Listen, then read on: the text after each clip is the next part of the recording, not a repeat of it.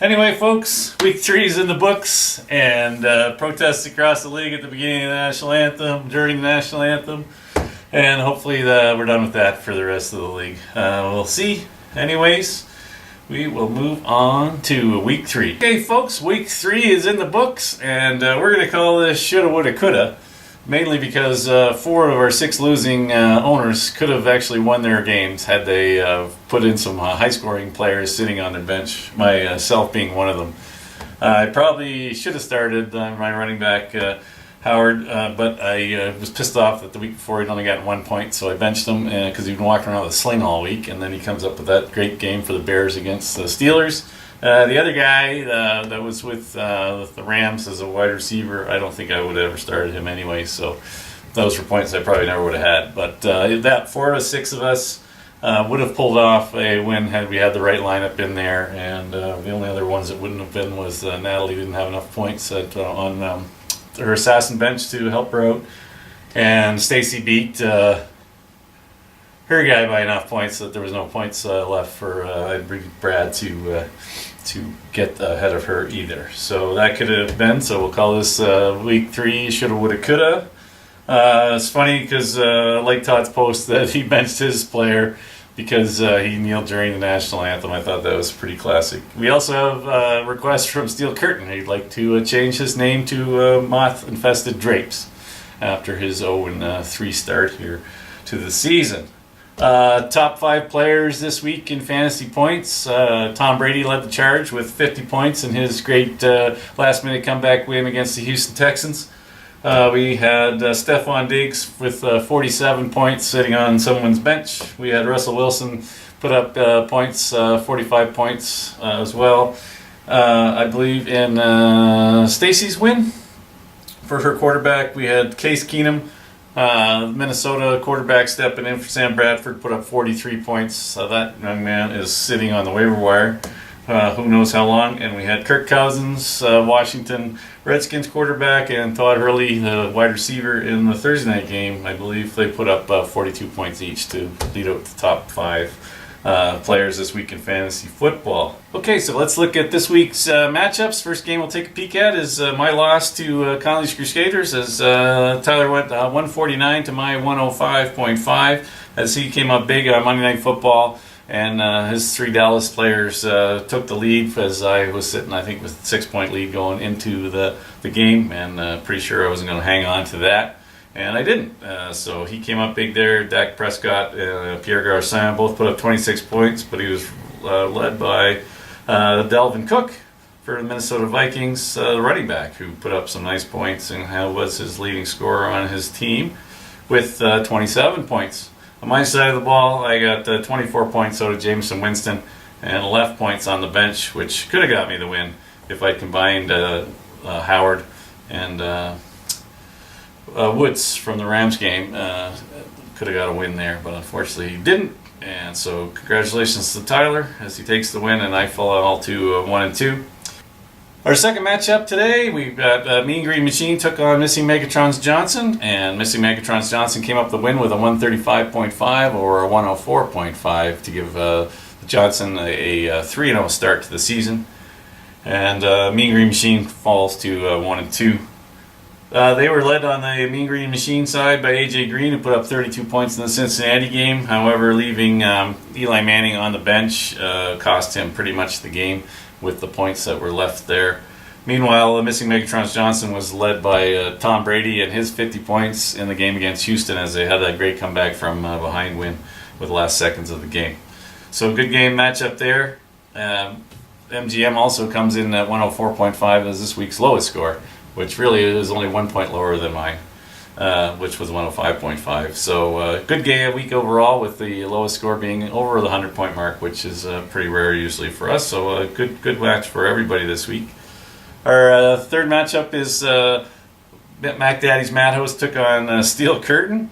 Close matchup, 130 win points for Mac Daddy's House over 129 for Steel Curtain. Almost got his first win of the year. Unfortunately, he came up a little short. This came into Monday Night Football with Bruce holding on for a kicker to give him some points to get the win. and he came up with the 1 point more than he needed to get the win out of that, with 4 points for Bailey. So I'm sure there was a lot of cursing going on at the TV at the McDonnell house. Mac Daddy's was led by Dougie Baldwin, who put up 31 points in the Seattle game. Well, on the other side of the fence, we had Sammy Watkins there, put up 33 points in the LA Rams game. Lots of points left on the bench there for Steel Curtin, and which would have gotten him the win had the points lined up for him there, much like most of us this week. Our fourth matchup saw Acadian Assassins take on Forsy's Fockers. That was a pretty close game as well. We came up with 126.5, Forsy's Fockers with the win over Acadian Assassins 115. The Assassins were led by her nemesis of Odell Beckham Jr., who put up 28 points, while on the other side of the ball, Brandon Cooks in the New England game put up 37 points for Forsy's Fockers. Todd and Noah also left 47 points on the bench with Stefan Diggs' performance in his game. And like Todd's remarks earlier that he benched him because he kneeled during the national anthem. Like that. Fifth matchup, we saw Huey's Hogs taking on Jethro's Heroes. And Jethro's Heroes took their first loss of the year as Huey's Hogs took the match 152 to 138. And Huey's Hogs was led by Kirk Cousins, 42 points. While on the other side of the ball, Todd Hurley put up 42 points as well. However, points left on the bench with Watson, 29 points, and tight end Ertz, 18 points. They would have been enough to take the win for Jethro if you had set the lineup right like most of us again. And our final matchup of the week, we saw Lukas Kickers take on Too Tired, and that went into a come-from-behind win on Monday Night Football. And Lukas Kickers were led by 48 points from Russell Wilson.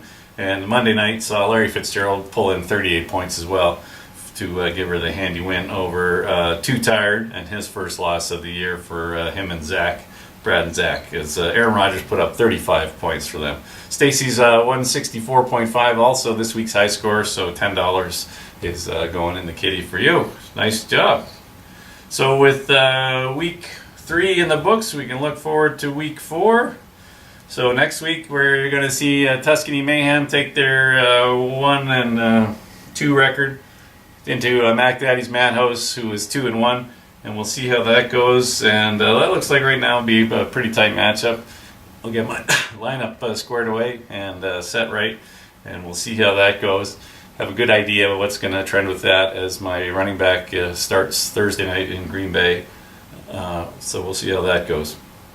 Second matchup we'll see is Mean Green Machine at 1-2 taking on College Crusaders at 2-1, and we'll see how that one goes. Like we said, another good close matchup showing here on paper. So we'll see how that one works out. We've got number 1, 3-0 Missing Megatron's Johnson's taking bottom of the standings. Steel Curtains 0-3. And right now on paper, that one looks like a blowout for Missing Megatron's Johnson. So we'll see how that works. It'll be kind of nice if Steel Curtain can pull the upset and hand Missing Megatron's Johnson their first loss of the year. So that'll be fun to watch. We have Huey's Hogs, who are 2-1, taking on our other 0-3 starter, Acadian Assassins, as she looks for her first win of the season in their matchup. And right now, that even on paper looks pretty close. So that good games to see and watch. We also got Forsy's Fockers, who are 2-1, taking on the 1-2 Lukas Kickers. And right now, Stacy's favored by 13-14 points. So we'll see how that one works out as well as Noah and Todd see if they can get a good game there. And we've had the battle of the Beisel brothers and son. We've got Jethro's Heroes at 2-1 taking on Brad and Zach of Too Tired at 2-1 as well for their battle for the first place standings on the west side.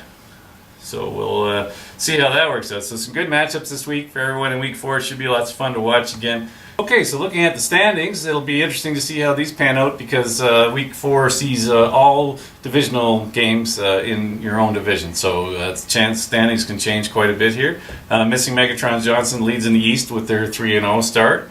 And then we have College Crusaders and Mac Daddy's Madhouse at 2-1, followed by Mean Green Machine, Tuscany Mayhem at 1-2, and Steel Curtain at 0-3.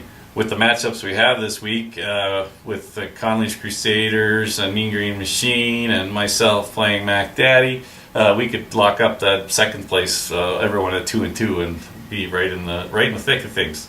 And hopefully Steel Curtain will upset Missing Megatron's Johnson and bring him in, so he'll only be one game ahead of the rest of the pack. Down in the West Division, we got a four-way jam at the top with Jethro's Heroes, Too Tired, Forsy's Fockers, and Huey's Hogs, all tied up at 2-1, followed by Lucas Kickers at 1-2 and Acadia Assassins at 0-3. When we saw that Jethro and Too Tired are playing each other, so one of those teams will come out at 3-1. And down in the Forsy's Fockers are taking on Lucas Kickers and Huey's Hogs at Acadian Assassins. And if we flop some wins down there, that whole division will be only a game or two away from first place. So things are tightening up in the standings. We'll see how it works after it plays out in week 4. It should be some exciting outcomes and some games. It'll be fun to watch this weekend coming up.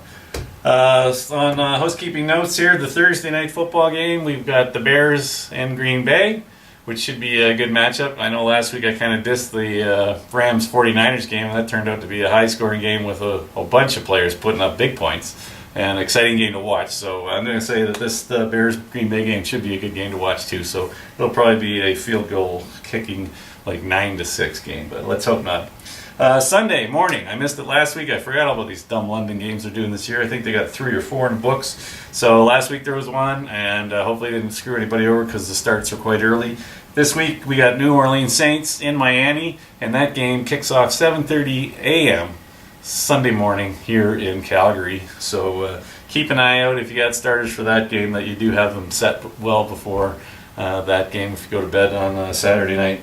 Also, Monday Night Football is the Battle of the Indians. We got the Redskins taking on the Kansas City Chiefs, and that should be a good game as well. And there should be some teams that will be watching that outcome to see how they fare in their games as well.